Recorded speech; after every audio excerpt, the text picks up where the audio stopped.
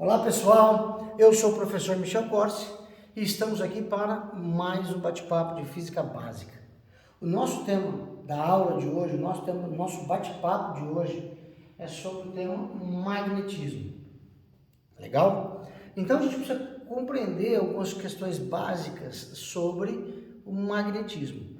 E aí, para a gente iniciar, para dar um start nesse bate-papo, surge uma primeira pergunta. Ela está descrita aqui para vocês, porém, a gente precisa discutir ela.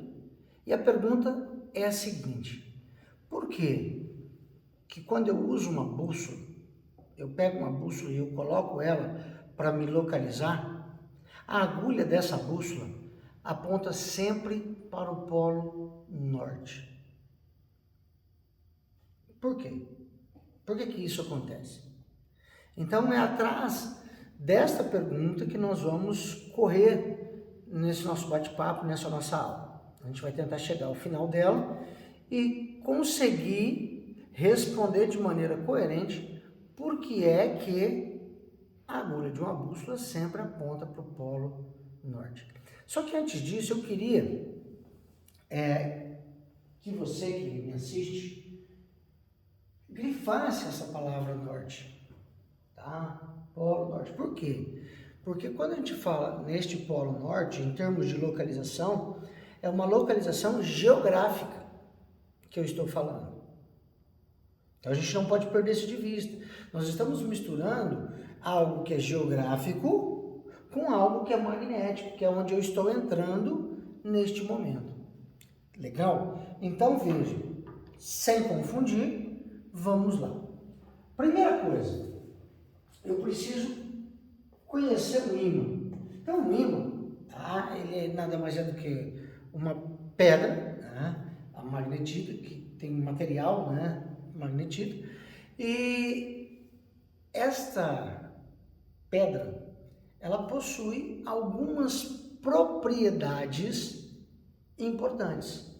Que propriedades são essas que foram percebidas? Bom, a propriedade, primeira, e talvez a única que nós vamos discutir agora, nesse momento, para entrar no assunto magnetismo, é a propriedade que ela tem de atrair materiais, mas não são quaisquer materiais, são materiais do tipo ferromagnético.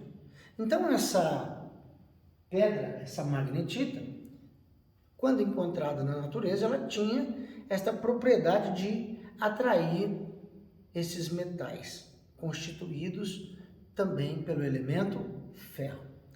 Bom, a gente não vai aqui entrar no universo da história da física, falar de Thales, de Mileto, enfim.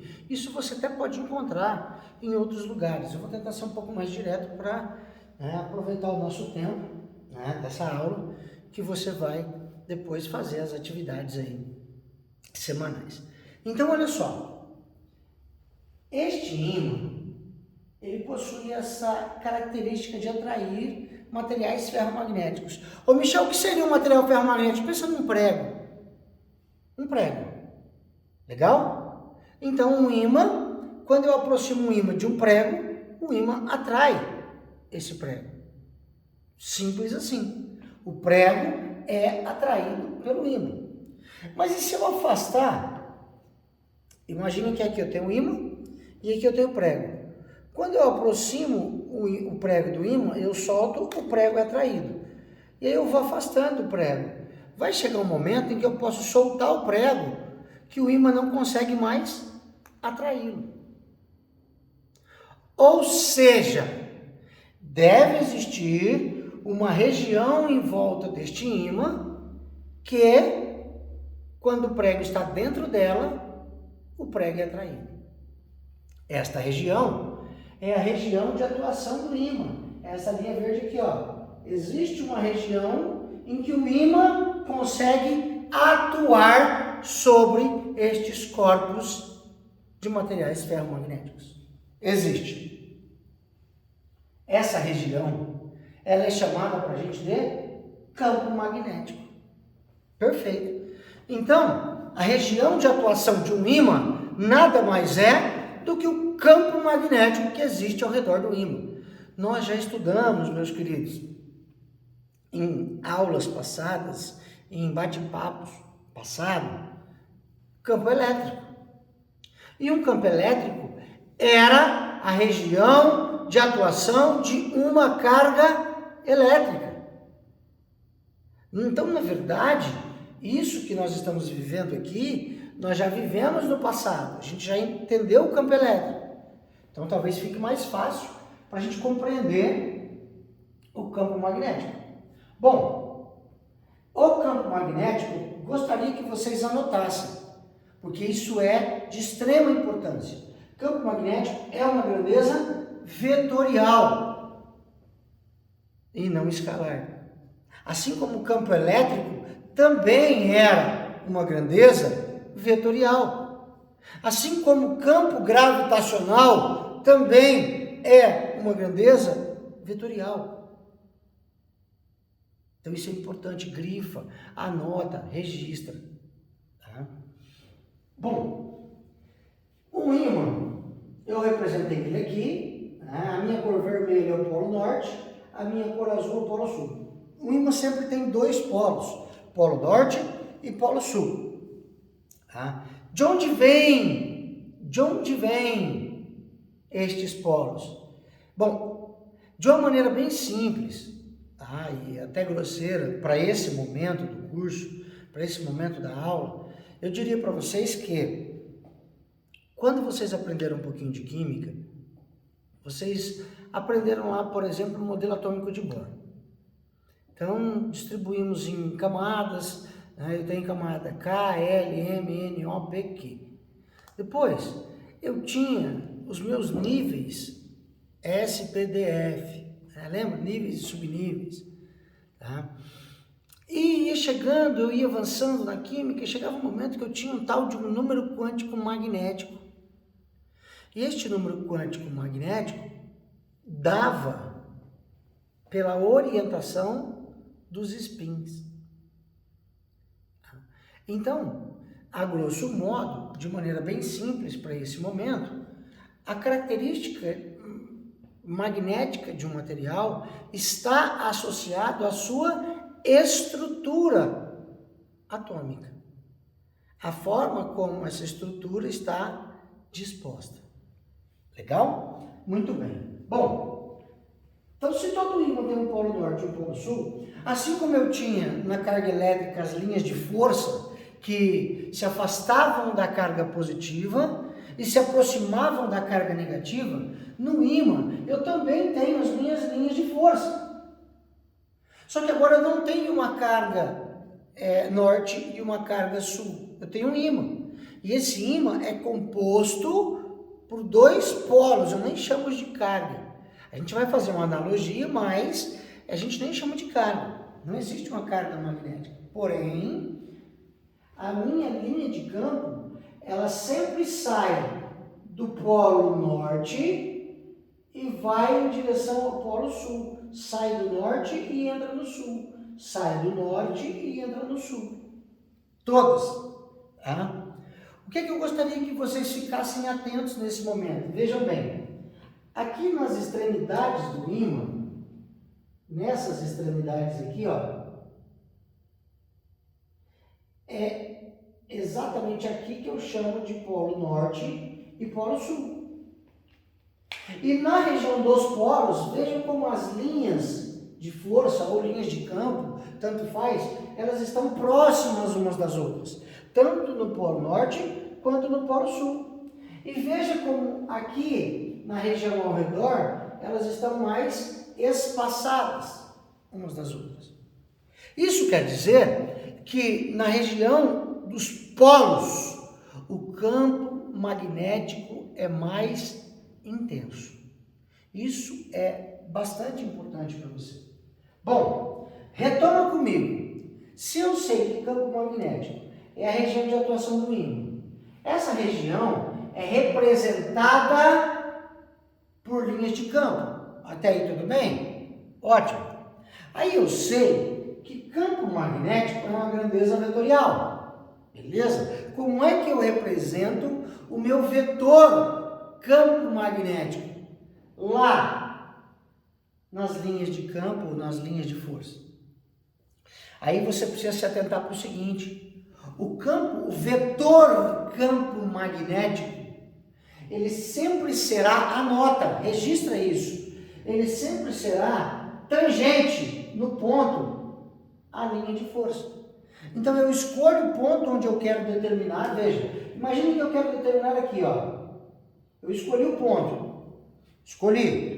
Aí eu vou pensar o seguinte: existe uma reta tangente a esse ponto. Reta tangente é aquela que corta o ponto em um único, é aquela que corta aqui a curva num único ponto. Então, o meu vetor campo magnético, ele tem, ó, mesmo sentido da linha, porém ele é tangente, ó.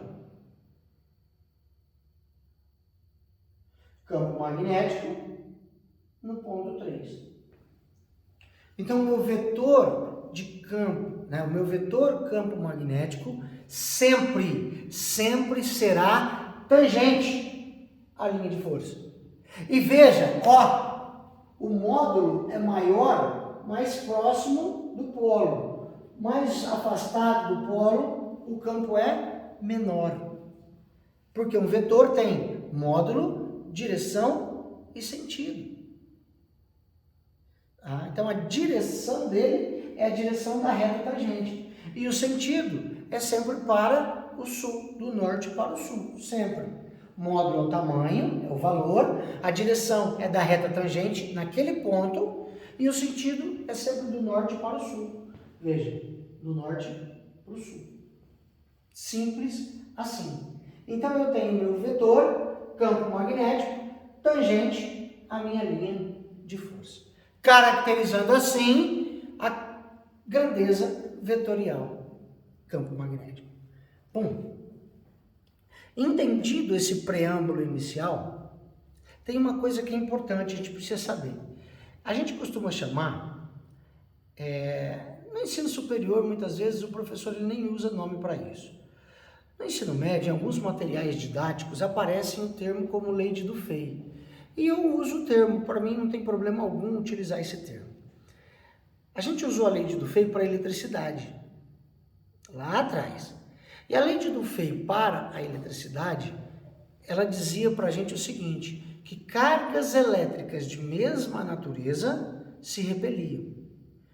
E cargas elétricas de naturezas opostas se atraíam. Ou seja, cargas positivas repeliam positivas e cargas negativas atraíam positivas. Ou seja, cargas iguais, repulsão. Cargas diferentes, atração. Quando eu aplico essa lei de Dufay para o magnetismo, eu tenho a mesma coisa, veja, polos iguais, norte e norte, eles se repelem. Então, nesse caso aqui, surge uma força entre os ímãs de repulsão.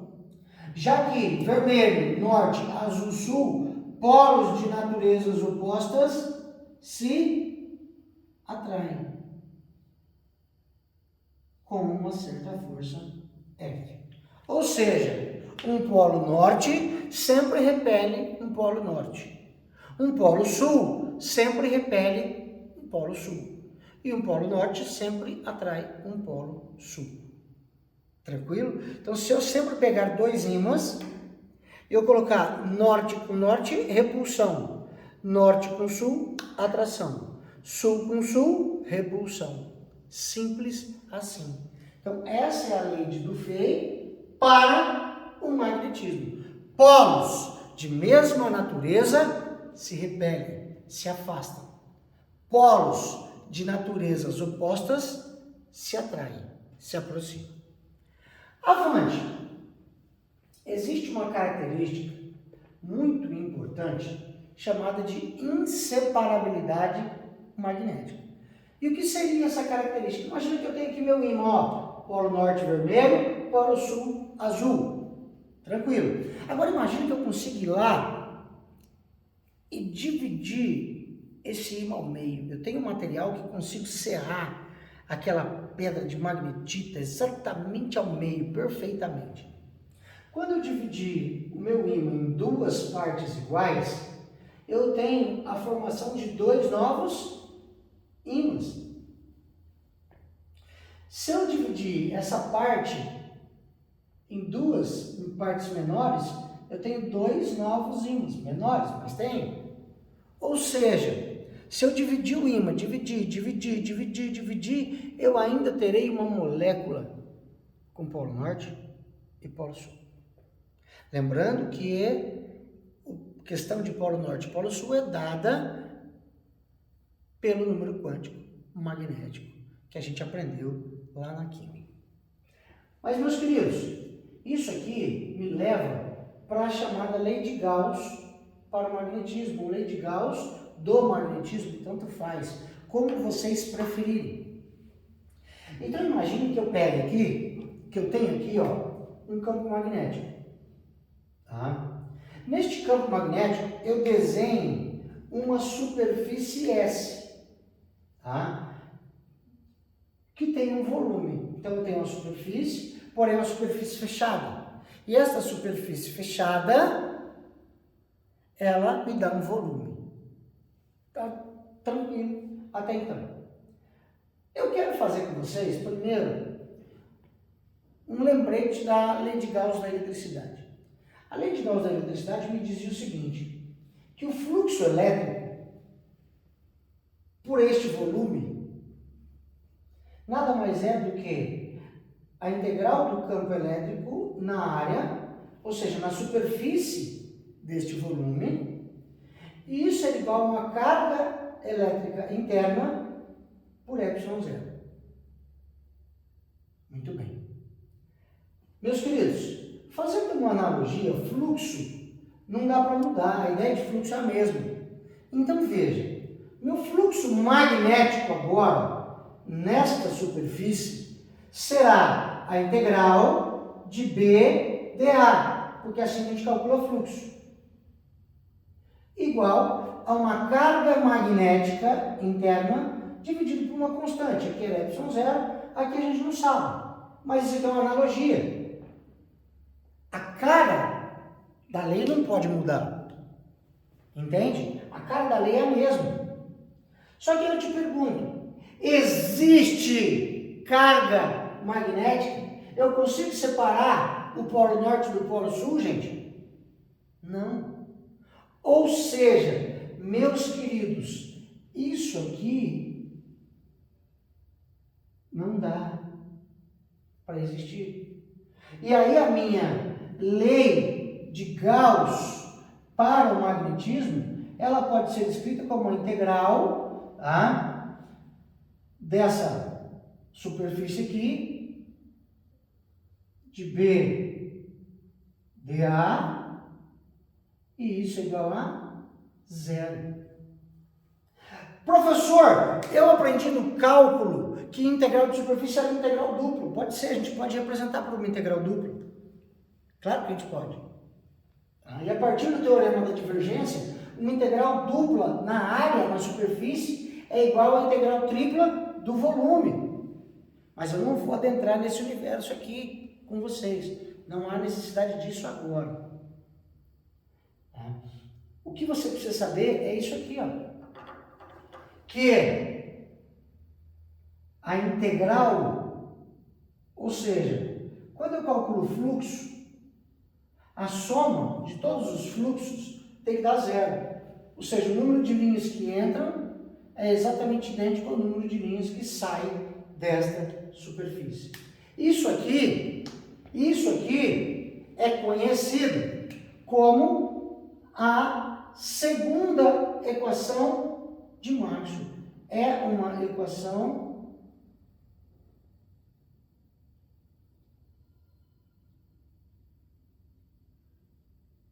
de Maxwell.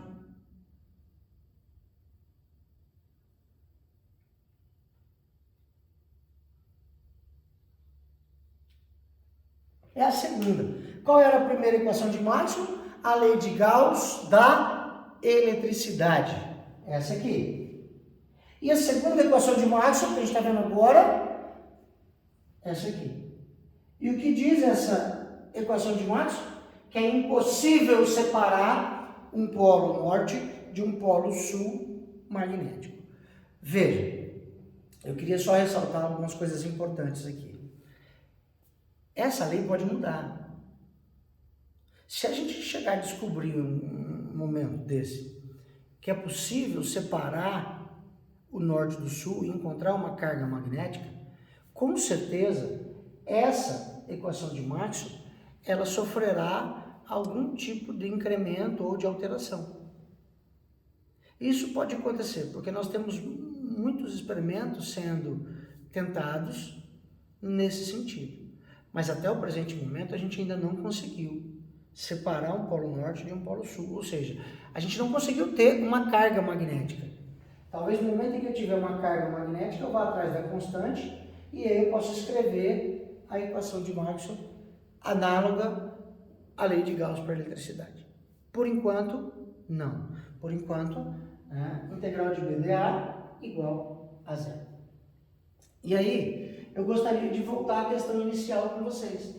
Qual é a questão inicial? Olha aqui. Por que a agulha de uma bússola aponta sempre para o polo norte? Lembrando que esse norte é o norte geográfico. Então, eu tentei desenhar aqui a Terra para a gente. E aqui a bússola. Quando eu pego a minha bússola, o vermelhinho lembra uma cor vermelha, norte. Cor azul, sul. Quando eu pego a minha bússola, o polo norte aponta para a região do norte geográfico. Só que é o seguinte, gente, no interior da Terra, a gente tem o elemento ferro, tá? No estado líquido. Quente, muito quente. E esse elemento, nesse estado, somado ao movimento de rotação da Terra, dá origem ao que nós chamamos de campo magnético terrestre. E o campo magnético terrestre, assim como um ímã, ele tem uma orientação, ou seja, a Terra, ela se comporta, pessoal, como se ela fosse um enorme ímã. Legal? E aí a gente vai precisar da lei de Dufay. Polos iguais se repelem, polos diferentes se atraem. Isso quer dizer que se o polo norte da bússola está sendo atraído pelo norte geográfico, significa que lá no norte geográfico eu tenho um polo sul magnético. Exatamente. E aqui embaixo, no polo sul geográfico, eu tenho o polo norte magnético. Se nós formos fazer esse estudo, essa analogia, veja, eu tenho aqui o polo norte geográfico e o polo sul geográfico. Aqui,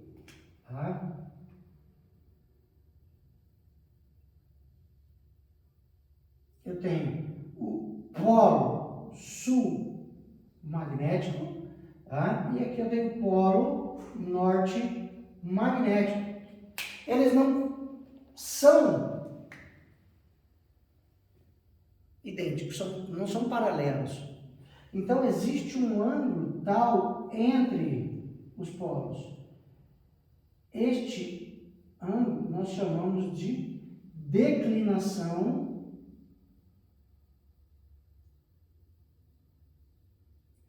magnética.